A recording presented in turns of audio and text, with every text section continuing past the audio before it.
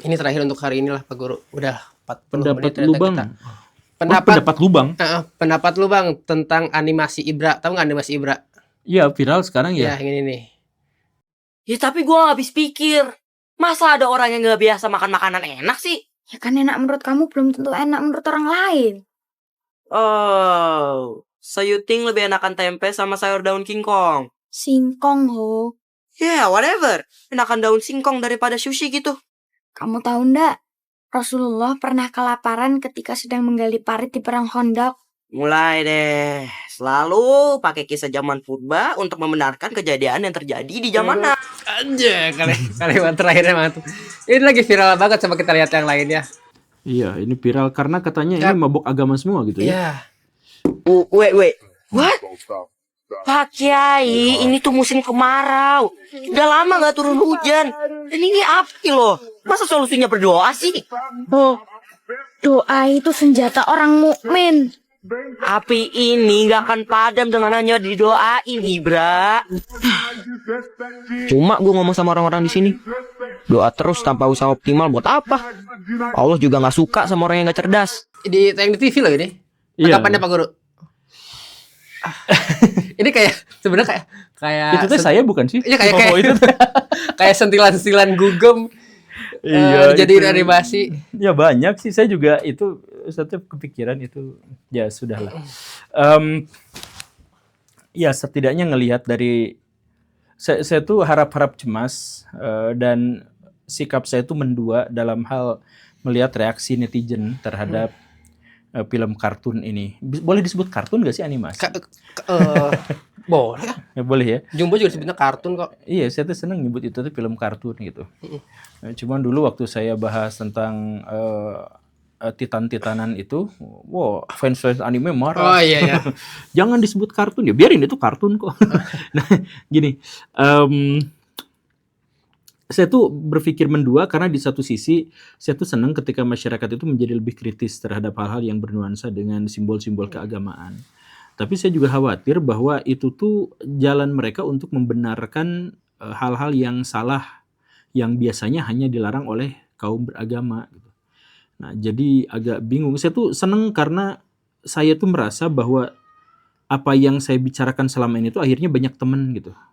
Kritik saya terhadap keagamaan, keresahan saya terhadap simbol-simbol agama, terhadap praktek keagamaan, terhadap orang-orang yang ada di sana dan yang memanfaatkannya. Itu tuh dulu tuh saya tuh merasa sendirian, sekarang tuh saya tuh jadi agak ternyata banyak orang juga yang mulai gini tapi diam-diam gitu.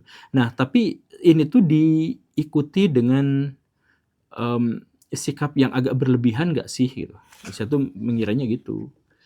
Jadi takut ini jadi pembenaran orang lakuin kayak. Iya. Jadi misalkan ayo kita berzina, jangan berzina itu haram, malah bacot lu, bau sorga, kiai lu aja gitu semua misalkan. Nah, itu tuh saya tuh jadi khawatirnya di situ. Sama kayak ini gak sih? Ada yang dia tuh suka ceramah tapi keliling. Apa namanya? Apa? Dia Starling? ceramahnya tuh keliling lah ke jalan kemana lagi orang yang lagi main volley disamperin. Iya. Kayak gitu juga kan komentarnya juga biasanya pada jelek. Gitu. Iya. Nah, itu karena nggak ngerti psikologi, nggak ngerti situasi gitu ya. Orang lagi main catur tiba-tiba ditengin. Saya lagi main futsal Pak Guru samperin ini. Saya benar kejadian di saya sendiri. Dirimu disamperin, saya ikutan dulu keliling. Gitu.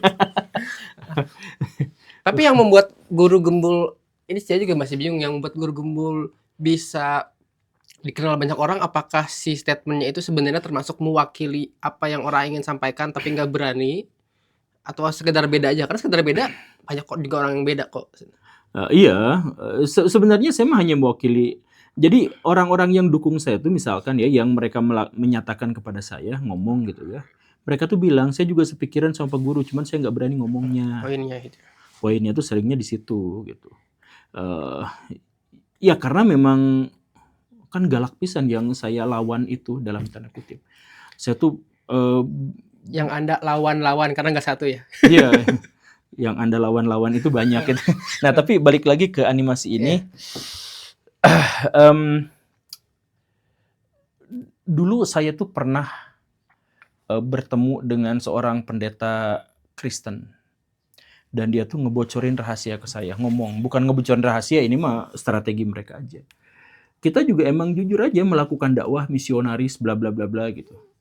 Tapi salah satu prinsip yang kami pahami adalah bahwa kalau kami membawa terang, gak mungkin langsung disorotin ke mukanya. Jadi dirimu pengen menerangi orang gitu, ini HP saya gelap tolong diterangin. Terus bawa mobil Porsche, lampunya dinyalain, bluk gitu langsung ke muka, kan gak mungkin. Nah, dakwah itu, misi itu, kata orang-orang Kristen, kata si teman saya yang pendeta itu, kami tuh cukup membawa cahaya yang redup dan tidak langsung to the point. Kami berdakwah, kami menyampaikan misi dengan menunjukkan prestasi kami di bidang industri, di bidang manufaktur, di bidang pendidikan. Kami tunjukkan bahwa kami lebih unggul dalam perdagangan, kami lebih bisa diandalkan dalam amanah, dalam bekerja sama dengan bisnis dan sebagainya. Nah, itu adalah misi-misi kami. Dan itu lebih terbukti. Nah, daripada langsung diterangin gitu. Daripada ketika kita lagi nongkrong, tiba-tiba di zaman Nabi, api itu kan langsung kacau. Itu tuh ya itu seperti nyorot lampu langsung tepat ke muka gitu. Orang langsung resisten jadinya. Iya, jadi langsung merem. Orang tuh langsung merem. Bukannya langsung aku tercerahkan. Enggak. Langsung merem. Dijamin. Langsung nolak gitu. Nah, orang-orang Kristen itu sejak dulu tuh ketika dia melakukan misi, ketika apa, mereka tuh pakai ilmu. Sedangkan kita nekat. Yang bahkan kita tuh levelnya tuh serendah ini nih. Kita mah hanya menyampaikan aja, sisanya mah serahkan aja kepada Allah. Jadi kita tuh gak peduli apa-apa, yang penting gugur kewajiban aja. Kewajibannya dakwah, ya udah kita nyampaikan, hey jangan berzina. Udah sampai segitu doang. Orang itu mau melakukan atau enggak ya urusan dia. Pokoknya saya sudah menyampaikan loh ya. Nanti di akhirat kalau ditanya, bilang saya sudah menyampaikan. Segitunya. Serendah itu levelnya.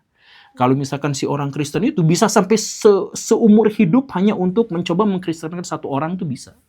Tapi ya itu jalannya itu begitu. Bahwa kami itu hanya akan menampilkan sesuatu yang tidak bikin silau. Hanya ketika orang merasa kegelapan, kami beri lilinnya. Kalau ada orang kurang penghasilan, kami berikan pekerjaannya. Kalau pekerjaannya tidak bisa dia lakukan, kami beri keterampilannya. Kalau keterampilannya gagal juga untuk dia lakukan, ya kita kasih edukasinya. Kalau mereka minta, dan karena mereka menciptakan kesenjangan yang luar biasa, ya kita pada akhirnya minta sama mereka. Nah itu kan misi tuh dakwah tuh gitu, pakai otak, pakai ilmu, pakai logika. Sedangkan kita yaitu bikin animasi kayak gitu, kebakaran, ayo kita berdoa karena bacok. Tapi jokes dulu yang soal pendeta yang mau memasukkan orang Islam ke Kristen tuh selalu ini ya, jangan terima Indomie dari orang Kristen gitu-gitu kan. Iya padahal Itu terima jokes aja. gak sih, atau emang Enggak, tapi kalau dulu sebelum tahun 2000-an itu memang jadi orang-orang Kristen itu jadi mereka menyebarkan agama Kristen itu dengan bakti sosial. isi. Gitu. Jadi jokes itu muncul ya, nerima Indomie dari orang Kristen. iya betul, karena orang Kristen itu suka bagi-bagi Indomie karena ya sosial tuh kayak di Lembang tuh. Di Lembang tuh dulu tuh itu bagi-bagi gitu. Nah, kalau sekarang kan udah nggak seperti itu lagi karena takut di demo kan. Oke lah Pak Guru, terima kasih. Tapi ya, untuk penutup saya penasaran. Bisa nggak sih Pak Guru impersonate POV? Kalau misalkan Guru Gembul ada di pihak pemerintah dan membela MBG, kalimat apa yang akan disampaikan? Enggak, tapi membela doang atau memang niat memperbaiki? Membela, karena tapi nggak memperbaiki. Karena kemarin juru bicara yang kumisan tuh yang di debat bilang bahwa kita akan memperbaiki MBG dan segala rupanya. Sisi lain daripada koin program makan bergizi gratis ini adalah untuk bagaimana caranya program ini juga pada saat yang bersamaan itu bisa menggerakkan perekonomian dari daerah, mempekerjakan tenaga-tenaga kerja lokal, membeli hasil-hasil bumi, hasil-hasil pertanian, hasil-hasil peternakan dari petani dan peternak lokal, agar bagaimana caranya ekonomi ini dibangun daripada daerah. Dengan kejadian ini tentu saja sesuai dengan arahan Presiden Prabowo bahwa tentu saja perlu dilakukan perbaikan-perbaikan secara masif. Terus Pak Hensa membantah, ini memang udah nggak harus diperbaiki, ini memang harus ditutup. Jadi karena korupsi ini harusnya memang dihentikan dulu, kemudian dilakukan hal-hal yang memang perbaikan-perbaikan. Nah ini nggak usah diganti lagi, biarin aja dia tetap jadi. Jadi apalagi yang diperbaiki gitu. Iya, saya setuju. Maksudnya Kalau saya disuruh impersonat untuk membela tanpa memperbaiki, saya nggak bisa. Oh, nggak bisa tuh. MBG itu program paling tidak logis dari paling dasar kajian filosofis sampai teknisnya itu gak masuk akal. Satu-satunya yang masuk akal adalah bahwa itu tuh ajang untuk bagi-bagi duit dalam pikiran logika saya. Jadi untuk sekedar POV pun Gak berat. bisa. Gak bisa. Kecuali kalau misalkan kita akan memperbaiki, kalau kita akan memperbaiki, misalkan kita akan tunda beberapa bulan, MBG dihentikan dulu, kemudian nanti kita akan pindahkan ke misalkan ke kantin, kemudian dikelola sama sekolah, misalkan, kemudian kita cari sponsor, kan MBG itu bisa cari sponsor kan?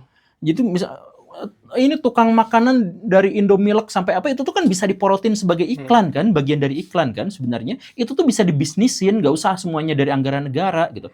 Misalkan kerjasama dengan Susu Ultra gitu kan, Susu Ultra suka ada di ini ya. Nah, Susu Ultranya ngomong, Susu Ultra menjadi andalan MBG gitu. Itu kan dapat duit negara tuh. Nah sebenarnya banyak sih yang bisa dipakai, tapi karena semuanya tujuannya bukan untuk itu. Tujuannya adalah untuk bagi-bagi, dalam keyakinan saya itu untuk bagi-bagi duit untuk para pendukung Prabowo Subianto dan untuk nabung nanti pemilu berikutnya. Ya semua skemanya itu gak masuk akal.